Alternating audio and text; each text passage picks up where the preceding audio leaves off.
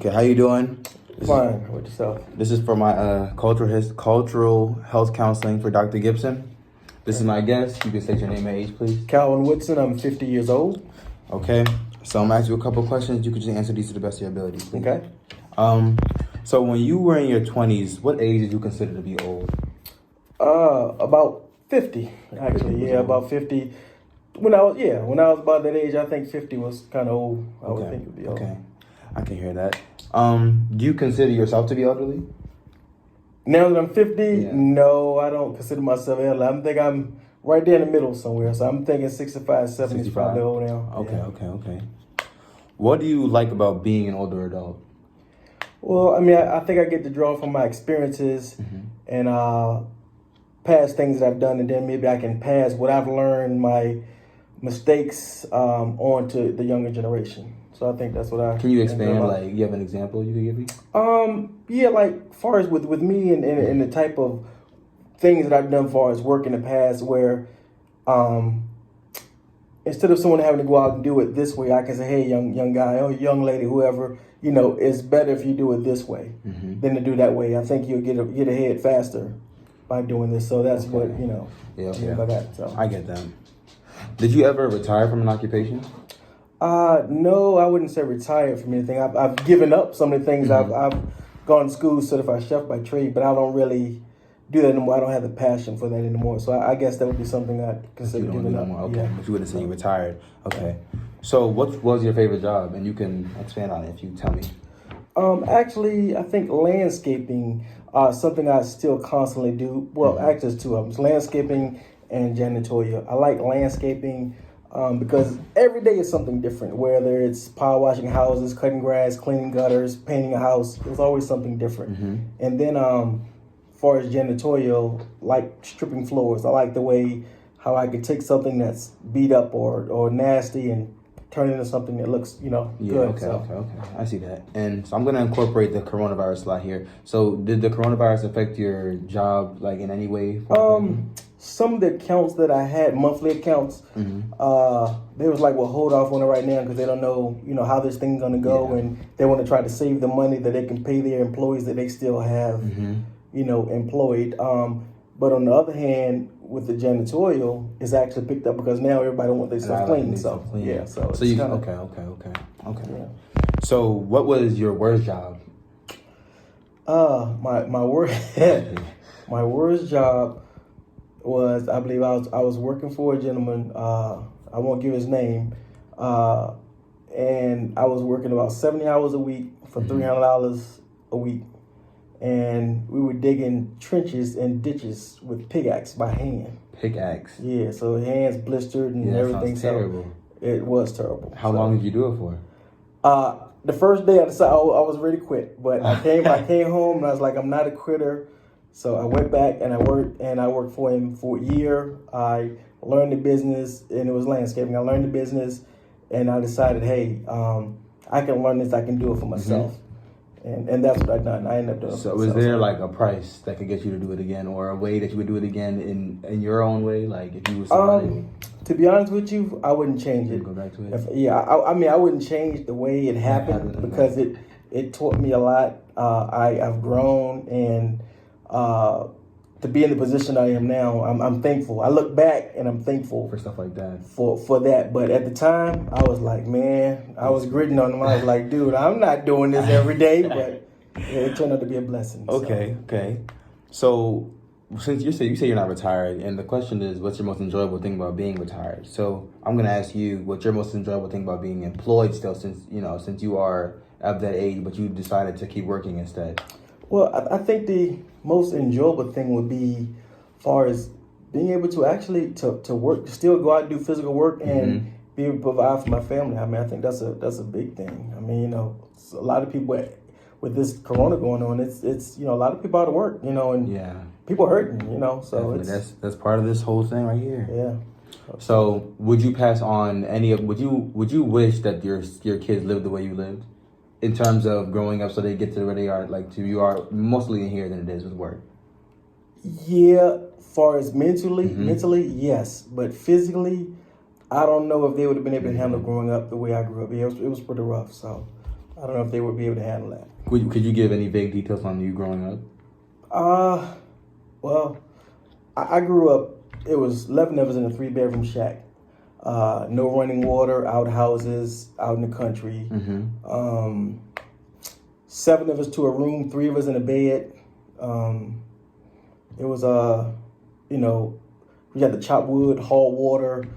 It was just rough living, and it was pretty bad. And I think we won't leave it at that. I don't know if we'll go much further. So it was pretty rough.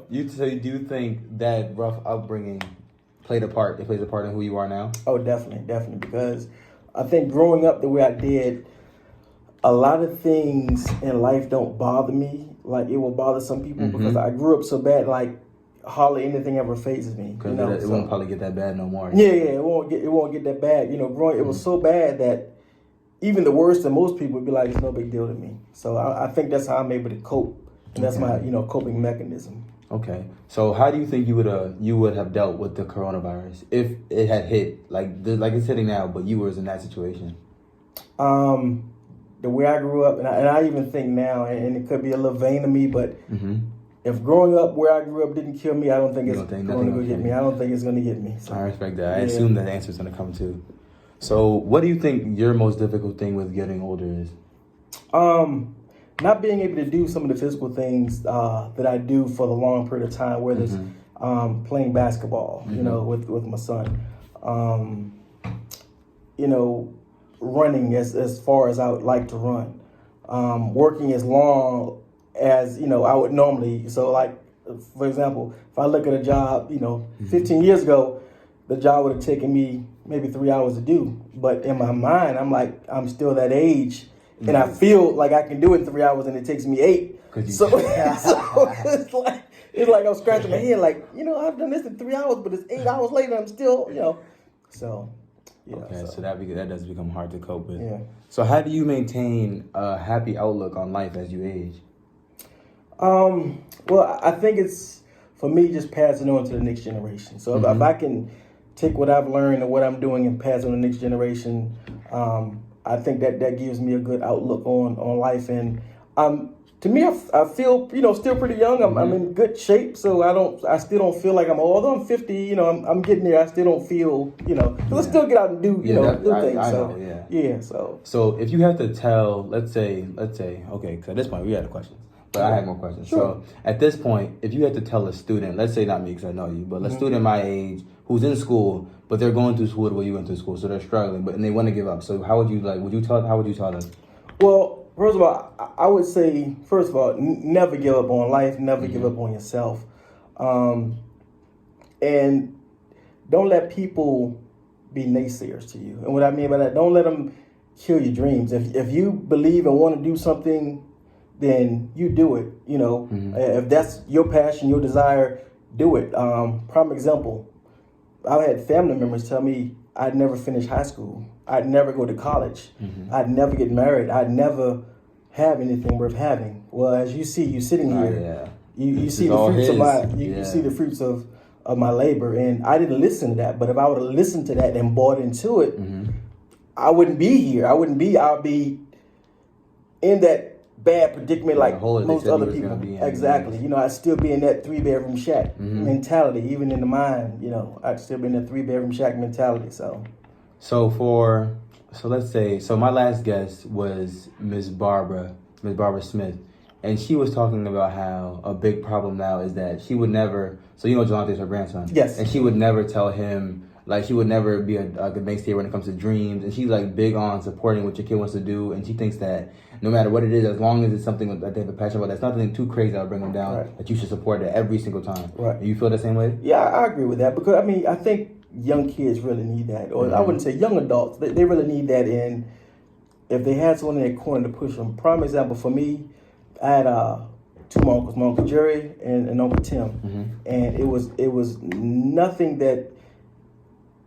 they wouldn't let me give up on myself. They'd always push me to strive to be the best that I could be, and I thank God for them. They were there in my life because I grew up with my grandparents. I didn't grow up with my parents, so they were my uncles, and they became like fathers to me, mentors to me. So it really It really helped me. So in they were life, like so. your backbone. That was like Yeah, okay. There was nothing. I couldn't go to them and talk to them about, although I was young, but man and man, I could go and talk to them, and Or they was whatever. like, "Hey, we'll deal with this." Their biggest thing was, "Don't lie to me. Just, if it's something, talk to me. We'll handle it." And I respect it, and I raise my kids the same way. So do you think you model your parenting style or just the way you live as an adult after what you've seen from like the better people in your life that helped you come up here? Absolutely. Okay. Yes. Okay. Most definitely. So where did you go to school? I went to high school. I went to Hermitage High School. Oh, in Right. Richmond. Yes, that's okay, right. Okay. Mhm. Okay. Yeah, I went there for 4 years. All 4 years. All 4 years, and then after school, came out when I was 18. I wasn't ready to go to college. Didn't know what I wanted to do. I wanted to be a fireman. My father, he talked me out of it, so to speak. So that was like a dream killer. That was part of it. So while I was in school, I asked my counselor. I said, I went to her. I was like, I don't know what I want to do. She was like, well, what do you enjoy? I said, well, I enjoy making people happy. And I notice when people are out eating, they're happy. So she's like, well, why don't you go to school to be a chef? Okay. So, and that's what I set out of school. I waited 2 years. I didn't have the money to go. I waited 2 years. He was like, oh, if you wait, you'd never go. And I was like, that's your dream, not mine. And actually, I did end up going and graduated from Johnson Wales. Did you have people? Did you have people in your life at that point? So you went through different stages, but you went to be a cook. Did you have people in your life that tried to stop you? Well, not stop you, but they told you like maybe not be a cook. Like they was talking down on that. Well, it was not talking down on it as much. It was they didn't think I would do it because it was tough in a time where I lived in Richmond. My school was in Norfolk, so for the first 3 months, I had to drive to Norfolk. Get up 6 a.m, drive to Norfolk, get there at 8, have class 8:30 to 4:30 Monday through Friday. Drive back through the Hampton tunnel traffic. Get home about 7 o'clock. Eat, shower, study, go to bed, do it all over again. I've done it for 3 months till I found a roommate down here. And people said I wouldn't do it, but so it was more if they didn't believe that you had the fight in you to pull it off, and you pulled it off. Yeah. And it was like, when people say I can't do something, I don't verbally talk back to them. I just show them. I'm saying my mind. I'll show you. I remember you had a story you had told me about the guy with the Mercedes. If you could tell me that story again. You pulled up on him in the Mercedes. I remember that. Oh well, yeah. It was a gentleman. I make vegetarian products, and I delivered it to the place. I won't call the place name, but I delivered it to the place, and this is after 3 or 4 months that I hadn't taken it there. So a new chef was there. So I take it in there, meet with the guy, and I was like, hey, in order for us to do this weekly, I need to sell you 50 pounds of this, for it to work for me to make enough money off of it. So he was like, well, you don't tell me, how much we're going to do. I tell you, it got kind of nasty with me. So I was like, okay. So I looked on back at the door and I saw a chef uniform, Johnson & Wales. So I was like, hey, where'd you get your papers from? He was like, oh, I graduated in 1993 from Johnson & Wales in Norfolk. I was like, that's funny. So did I. So, and he looked at me. I was like, yeah, well, all the chefs, I named the chefs. And he was like, oh yeah, well, Mr. Whitson. I was like, nah, don't call me Mr. Whitson. You was calling me Calvin before. Call me Calvin now. Just because I had the same degree as you do and I don't have my chef uniform on. He looks down on you. That he looks down on me, but I had a Mercedes sitting outside that I driven up and he didn't even see all that. But I was like, I'm just dressed in regular clothes. I didn't, So, but never, I guess he said never judge a book by its cover. So he didn't know me from Adam, but he figured because I come in there and talk to him, he's going to talk to me any kind of way. Okay. Then he wanted to show me respect. No, too late for that, So people like that, you pretty much, after you prove them wrong, you pretty much get them out your mind. Yeah, I'm like, it's like, I laugh at it. But like I said, growing up, that stuff really don't bother me. But I just wanted to show him, dude, I got the same degree. That's really small. Yeah, that's really small. Like I have the same degree that you have, but you work for corporate America. I work for myself. So I'm bringing you products. So you think you're probably better off than him? Were you better off than him then? Absolutely. I made probably 3 times as he made, but with the same degree. Yeah, but he has a glorified cubbyhole. Is what I call what it. It looks like. Yeah, so he has the restaurant. Not even his. I know the owner. I've done work for the owner, but he has the fancy chef. He got the little parking spot and all that type of thing. So. It looks good, but the glamorous, as people want to do, but it's not. You know what I'm saying? Mm-hmm. And so during this time, I know that you had a relationship. So how hard was it to maintain a relationship during that process of you growing up, especially with all the school stuff, and you have to go back and forth? It was tough. Young lady I ended up marrying. She's 2 years older than I am, about a year and a half, 2 years older than I am, And all through school, we dated off and on. And she was a little older than me, so she'd go away to school. In college, I was still in high school. So it was kind of tough, she being away in school. And then when she'd come back, graduate, I'm going off to school. So it was always a long-distance relationship. It was kind of tough, but, you know, it made our bond kind of strong. Yeah, if you can stick to that, then you can really stick to anything. So. Okay. So I'm gonna ask you about the corona again. Sure. What if the corona had hit this time, and let's say you're at the peak of you about to graduate Johnson and Wells, and and it hits right there, and you can't walk across the stage, but you probably get your diploma still. How do you think you would have handled it then? You think it would have been the same thing, especially the world like itself? Yeah, I'd have been fine with it because, like I said, stuff like that don't really faze me growing up. It just would have been, you know, I had my diploma. It's funny actually after. I got some bad news actually. After I walked across stage, got my diploma, my mother came up and gave me some bad news right after I got my diploma. Yeah. And I was like, you know, perfect time, Mom. You know, so, here, thanks. Yeah, but you know, but I shook it off. I went on about my day. It was no, you know, so I didn't let it faze me. So I know you now, and I see what you do now, and you went to school for.